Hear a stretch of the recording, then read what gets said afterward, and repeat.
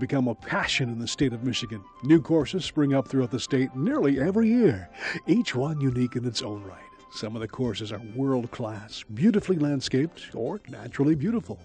Golf is a centuries-old sport that can be either relaxing or competitive, and to some, it's both. If you haven't been on a course or even picked up a golf club, you may be missing something you'll really enjoy. We urge everyone to at least try a hole or two. To say the least, it's a lot of fun. On this edition of Michigan Magazine, we visit with a lover of golf, Jack Jacques of Prescott, Michigan. This man has made it his life's mission to take the art of swinging a golf club to another level. Thanks to a concept his father, Buster Jacques, developed and created, a reverse taper golf grip back in the early 70s. The Jacques family have led the way in marketing the grips, which have been imitated for years by larger companies. But as Jack tells us, the imitators are not the original, and keeping it at a price every golfer can afford is what Jack and his marketing team is striving for. If you're a golfer, you'll want to stop and listen to this story of a Michigan family's quest to eliminate slices and put a club in every golfer's hand that feels natural and good, a true Michigan product. Well, my dad originally had this patented back in the 1970s, and I've taken on from him, and he's always told me to keep it Michigan-made or American-made, which is what I've always done. What it is, it's a reverse tapered golf grip. Ah, reverse taper. Right. Anybody would notice that the grip on a normal golf club tapers bigger to smaller, which doesn't fit your hands. Your hands are made almost like as if you played baseball all your life. Your hands come out smaller to bigger in this order. So the reverse tapered golf grip picks up on that. Golfers played with the left hand, mainly the right hand's a guide. So why do people have to grab down with their right hand where they shouldn't? They'll notice on their clubs, 90% of the time, there will be a worn spot right down on the bottom of the grip, about right here. That's from trying to grab too hard with the right hand. So we eliminate that. Now with the reverse, which will totally almost eliminate a slice, because you're not controlling the right hand and rolling it over. I see. And that's just from the elimination of the grip. I mean, the taper is... Exactly. Yeah, the right hand, the left hand gets a better fit into your left hand without opening up your left hand to grab onto it. My goodness. How did you come up with this idea? How did you, my dad came up with it somehow, and just figured it out, he's loved it ever since, and I loved it along with my dad. The only thing I can think of with this, the taper at this end was like me, in case you know, it's a good grip to hold onto the club so you won't throw it after you swing. We've thought about that for years, but we had a sports doctor that actually worked on Pete Rose at one time. And he says if the grip fits your hand, you'll have less tendency to lose it in a swing. By opening up your left hand, you loosen your grip. So it makes it a lot tougher where you could possibly lose the grip. I see. In that respect. But a lot of golf clubs nowadays still have that same grip. How would you go about changing it over to this one? I mean, you can't find many clubs with the grip that's already like yours, can you? No, there is no more grips like mine. Well, from what I've heard, there's a company in California that's trying to say that they have produced the reverse tapered golf grip, which we totally proved it wrong. We have the only patented reverse on the market. I see. It feels kind of strange when you first start it because many people are used to that right. grip. It will feel strange just at first. Yeah. But once you get the feel and put one club next to the other, you'll love it. It just actually fits your hands perfect. Now this isn't something new. I mean, you've had this on the market for quite a long time. We've been trying to produce this probably for a good 20 years. My goodness. And it's all in the marketing and everything else. And people automatically think that this grip here is right because people tell them it's right. But the only thing we came up with this grip is that they tapered it this way because the shaft was tapered that way. It doesn't fit your hands.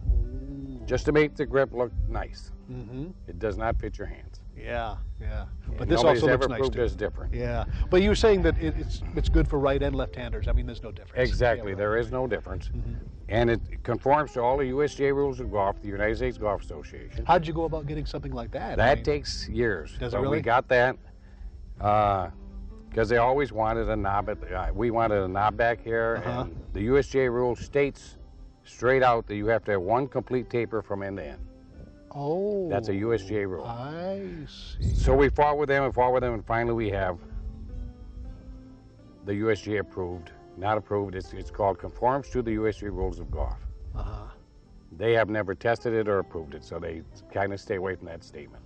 I see, right. But it definitely conforms to it. You could play with this in the Masters. There's a lot of people out there who are using this now, and you've had some good responses? Oh, yes. We have a lot of people, especially in the orthopedic field. We found that people, even myself, who has arthritic knuckles and fingers from carpenter work for years and years, this grip makes me play golf again. Really? If I have to grab down on that, it hurts me. And we've got many people out there that are finding out the same thing. They can go back to playing golf. Right. With the right grip. And it's just a natural grip. It's just a natural grip. Wonderful. And most people you've ever talked to have played baseball before. So it's a common sense deal. Well, when this first came out, the idea, did your father start marketing this, or did you take the ball and go with it? Or my father was from the Depression days, okay, and he would have never marketed anything because he wouldn't give up a dime. He was even afraid to put his money in the bank. Right. But he knew I loved the idea so much and everything that he sold me his original patent for $1. No kidding. Yes. So this has been patented for some time then? This was originally patented in 1973 on a utility patent. And as the years with marketing and trying to get it going and trying to get past the bigger golf companies, which is tough, that patent slowly was running out. So I turned around and I got what they call a design patent on it. There's only 2 patents. One's good for 17, one's good for 14 years. And we have the design patent until 2009, I think. Oh, okay. Wonderful. Jeez. Now, when you first got into you were a young fella when you got the patent, a fairly young fella, and you decided to do this, but I bet you didn't realize what you were up against as far as... No, never did. You had a good idea, like a lot of Michiganders do, but when you decide to do something, there's a lot of learning in the process, the school of hard knocks, as they say. Oh, yes. I started with, I've had my first stockholders. I had like $15,000, and I thought that was really great from the stockholders, and I ended up, right now I probably got over $200,000 in it, and we're still pushing it to market. Between all the molding, I have a company called Warswick Molding Tool out in Marine City that does all the molding. I kept American made. Right. And it's just hasn't quit yet. And right now, our biggest thing is marketing. We could use any type of help we can get. And sales reps to stores. It's an amazing little thing here. I've seen some of the testimonials that you have on this, and it's something that I think we're pretty proud to have it come out of the Michigan mines here. Well, I've always wanted, and my dad wanted, to keep it made in Michigan. And if it didn't get that, but made in the USA. Right. And that dream has come true. The next dream for the Buster Golf Device team is to make all Michigan aware of the product. It was wonderful talking to Jack about all he's going through to market this grip, but we were really anxious to try it ourselves.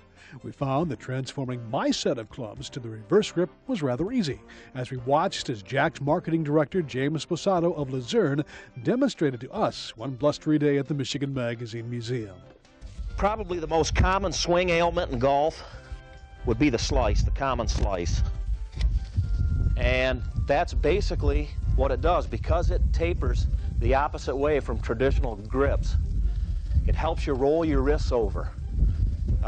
The reason people slice or push the ball is on a standard taper grip. The reason they taper the way they do, they taper with the shaft. But if you look at your hands, that traditional taper grip goes against your natural shape of your hand. And these actually fit it. And it helps you pronate your wrists over during the swing, which when the club face meets the ball, meets it squarely. And you get straighter shots. It's simple. And it works. You can ask the guys I golfed with the other night. Confidence in the Buster Golf Grip is something James was not lacking, and when we got the grip in our hands, the feel was just phenomenal, and with a newer, softer grip, it did feel like a natural extension of my arm and hands. It was really feeling good. As James demonstrated, a whole set of clubs can be regripped in no time. We wish the best to Jack Jacques and his golf grip team in the quest to introduce the golfers of the Midwest and world to his new device and nearly guaranteed better scores. For more information on Jack's dreams and the Buster Golf Grip, stop by the Michigan Magazine website at michiganmagazine.com or check out the latest edition of our magazine. Jack Jacques of Prescott, Michigan, and his reverse taper grips, another exciting Michigan-inspired and made product.